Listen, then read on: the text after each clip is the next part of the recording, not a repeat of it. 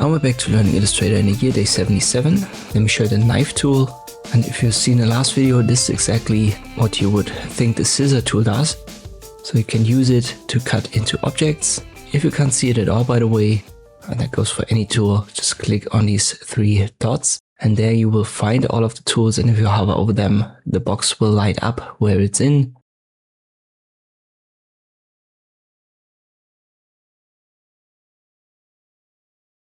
The knife tool, for example, should be under modify, but I have to scroll a little bit, I guess.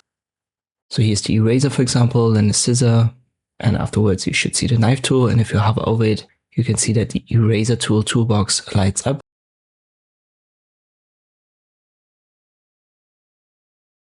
So if you right click on that toolbox, you will find the knife tool, and then you can just left click drag, and this then cuts into the object.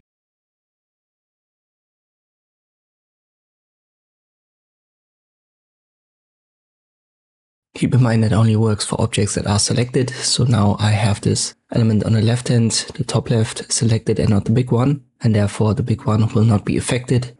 So again, make sure to select your objects before you try this knife tool on it, because otherwise there won't be an effect. You can obviously select multiple objects at once and then use it.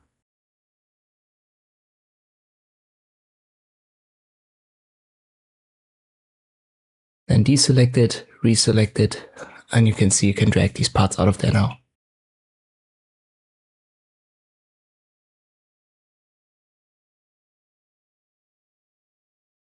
Let me select all, I delete, use the ellipse tool, and I use it again, and this time before I left click drag I hold Alt, and this will then make it kind of snap, so you can create straight lines by doing that.